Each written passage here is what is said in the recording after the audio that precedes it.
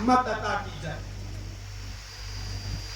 آگے فرمایا قل بفضل اللہ وبرحمتہ، اے محمد صلی اللہ علیہ وسلم آپ کہہ دیجئے کہ قل بفضل اللہ وبرحمتہ، یہ اللہ کے فضل سے اور اس کی رحمت سے ہے. فَبِذَلِكَ فَلْيَفْرَحُوا، لہذا قرآن کی دولت پا کر، قرآن کی نعمت پا کر، قرآن سے تعلق جوڑ کر، قرآن کو اپنے سینے میں اتار کر، قرآن کو اپنی زندگی میں اتار کر، قرآن کو اپنے پروفیشن میں اتار کر، قرآن کو اپنی سماج کے اندر اتار کے فَبِذَلِكَ فَلْيَفْرَحُوا، اس پر خوش ہونا چاہیے. یہ پراؤڈ کی چیز، یہ فخر کی چیز ہے کہ ہم نے ہماری زندگی قرآن کے مطابق، اس سے بڑی کوئی نعمت نہیں ہو سکتی ہے. اگر کوئی آدمی بڑے سے بڑا ڈاکٹر بن جائے، بڑے سے بڑا پروفیسر بن جائے، بڑے سے بڑے ایگزام کو کوالیفائی کر لے، لیکن ایک سچے مومن کے دل و دماغ میں قرآن سے بڑھ کر وہ دولتیں، وہ ڈگریاں نہیں ہو سکتی ہیں. یہ قرآن کہہ رہا فَبِذَلِكَ فَلْيَفْرَحُوا. اگر خوشی کرنا ہے، اگر خوش ہونا ہے، اگر پراؤڈ کرنا ہے، اگر فخر کرنا ہے، اگر ناز کرنا ہے تو قرآن جیسی نعمت پر ناز کرنا چاہیے.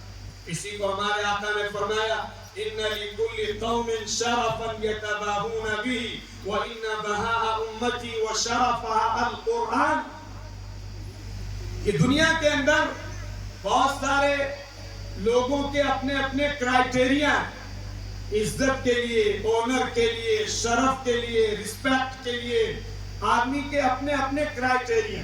کوئی اپنی برادری پہ ناز کرتا ہے، کوئی اپنے خاندان پہ ناز کرتا ہے، کوئی اپنی ڈگری پہ ناز کرتا ہے، کوئی اپنی کرسی پہ ناز کرتا ہے. فرمایا دنیا کے لوگوں کے مختلف چیزیں ان کے پراؤڈ کے لیے ہو سکتی ہیں، لیکن فرمایا وَإِنَّ بَهَاءَ أُمَّتِي وَشَرَفَهَا، میری امت کے لیے پراؤڈ، میری امت کے لیے شرف اور آنر کا کرائیٹیریا القرآن، وہ قرآن مقدس، جس کو میرے عزیز و بزرگ دوستوں ہم لوگوں نے بالکل چھوڑ رکھا، طاقوں میں سجا رکھا، اور جس کو ہم نے بعض اعمال کے لیے اس کو طے کر رکھا ہے.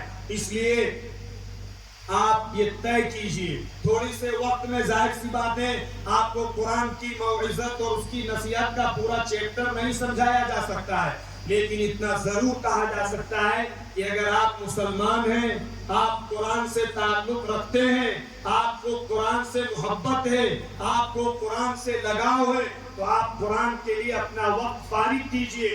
قرآن خود بھی پڑھیے. ایک بڑا طبقہ ہے، بہت ہی زیادہ افسوس کے ساتھ ایک بڑا طبقہ ہے جس کو قرآن صحیح پڑھنا نہیں آتا ہے.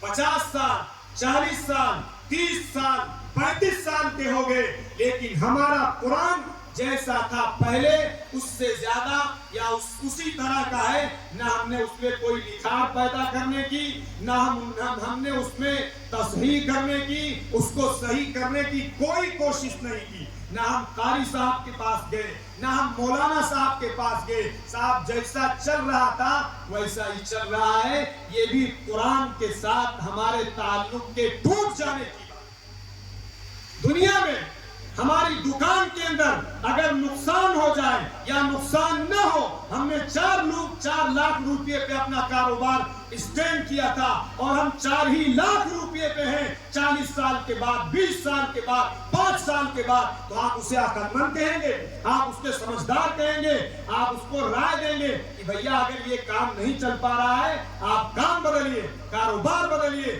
سسٹم بدلیے. میرے عزیز و بزرگوں دوستوں 20 سال ہو گئے، 30 سال ہو گئے، 35 سال ہو گئے، 40 سال ہو گئے، قرآن کی سورہ فاتحہ جیسی تھی ویسی ہی ہے. اس میں کوئی امپرومنٹ نہیں، اس میں کوئی پروگریس نہیں. کیا ہمارے اوپر یہ ذمہ داری نہیں ہوتی ہے کہ ہم اپنا قرآن قاری صاحب کے پاس بیٹھ کے صحیح کریں؟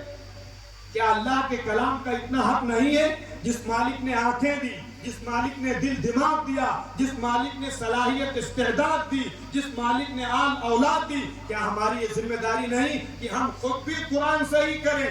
جیسا کہ ابھی کہا جا رہا تھا کہ ہمیں اپنے بچوں کی تربیت کرنا ہے. تربیت کرنے سے پہلے آپ کو اپنی تربیت کرنی ہوگی.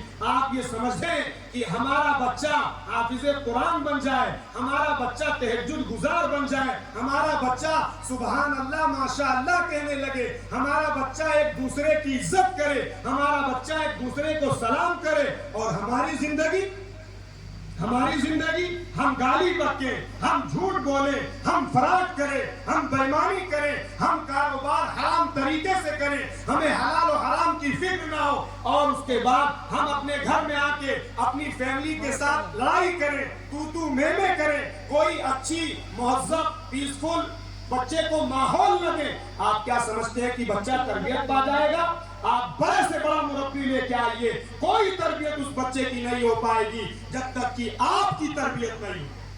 ماں اگر درست ہے, ماں کے اندر جذبہ ہے, ماں کے اندر جو ہے للہیت ہے, ماں کے اندر اللہ سے محبت ہے, ماں کے اندر اللہ سے تعلق ہے, باپ اللہ سے ڈرنے والا ہے, باپ اللہ سے خوف کھانے والا ہے, باپ اپنے گھر میں اپنی بیوی اور اپنے ماں اور اپنے باپ کے حقوق کو ادا کرنے والا ہے, باپ ایک اچھی زندگی, ایک سچے مسلمان کی زندگی, ایک قرآن کے مطابق زندگی گزارنے والا ہے, آپ کے بچے کی تربیت بہت کچھ اس باپ کے اعمال اور ماں کی ایکٹیویٹیز سے ہوتی ہے. اس لیے